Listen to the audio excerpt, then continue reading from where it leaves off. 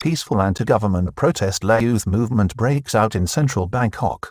The protest started at around 5 p.m. on Saturday and took over the base around the Democracy Monument in the center of Bangkok. The organizers presented themselves as free youth and used the occasion to issue demands to the government, including a return to what they termed full democracy by a rewriting of the 2017 constitution to return power to the people. Hundreds of students and young people protested against the Thai government on Saturday evening and into the night at the Democracy Monument in the Phra Nakhon area of central Bangkok. Protest leaders identifying themselves as Free Youth addressed the crowd at the Democracy Monument in Bangkok on Saturday evening. As the night set in, the crowd used their smartphones to light up the area and the monument to democracy in Thailand. The protest was largely peaceful and attended by hundreds, surrounded by a large police presence. The enthusiasm of the crowd and the confidence with which they protested was notable as they presented three key demands. These included the dissolution of the House of Representatives, a rewriting of the 2017 constitution, and an end to what they termed as legal harassment of regime opponents by the government. The large protest by young people, involving many hundreds in Bangkok, appeared to take authorities by surprise on Saturday as it took off at around 5 p.m. when a large crowd gathered at the Democracy Monument in the heart of the city. Free Youth protest joined by some members of the public as hundreds gathered at Democracy Monument. The protest by students and members of the public was organized by a group called Free Youth. The protest continued late into the night, with those attending, at one point, using lights on their smartphones to create a show which the protest leaders called Light into the Night. Police reports indicate that the crowd included hundreds of people, with a large police presence also in place monitoring the event, which, except for isolated incidents and scuffles, was generally peaceful. Senior police appeared to indicate that the rally could continue, but also warned those involved to be aware of the danger and health threat posed by the COVID-19 virus. Protest kicked off at 5 p.m. on Saturday. Earlier on, plainclothes security forces were seen as the protest activity commenced, including some individuals seen filming participants. There were several incidents during the course of the protest, including a crowd containment barrier to protect traffic through the area being forcefully pushed back. There were also unconfirmed reports of a bus containing protesters being stopped while traveling to the venue.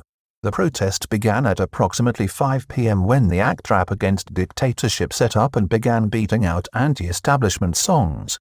Crowd highly critical of the government and in particular the handling of the COVID-19 emergency. The Secretary General of Free Youth, Tatapruong Prapakitsri, addressed the crowd at 5:20 p.m. and tore into the current government and its handling of the COVID-19 crisis.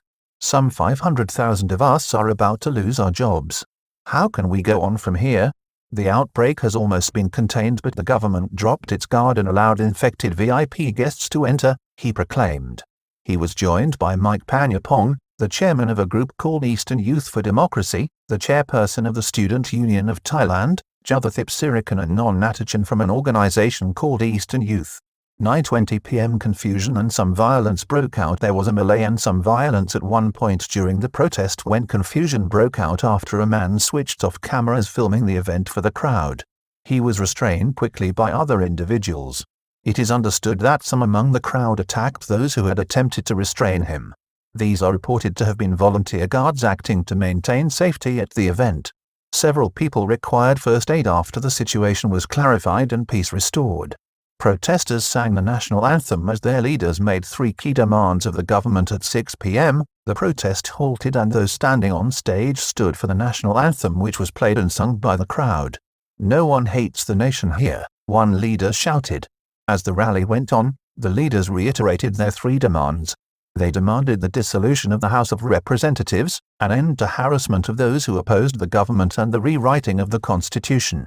It is understood that they are referring to a number of legal proceedings and police investigations into the activities of some opposition activists, which authorities see as a violation of the law. "We want the government to do two things," Mr. Tatap told the crowd. "Stop harassing people and dissolve the House because the government is utterly ineffective." He then called for the 2017 constitution to be rewritten, referring to it as a sinful legacy which prolongs the current government. He called for power to be returned to the people. Student union leader warned the government to wind down controlling state of emergency. The speakers at the protest also called for an end to the current state of emergency to tackle the COVID-19 virus and were critical of the government's approach. A sharp warning was issued by Parachiwarak of the Student Union of Thailand, who said, "The emergency decree has been used to control people. The more it continues to be abused without legitimacy, the less sacred it becomes.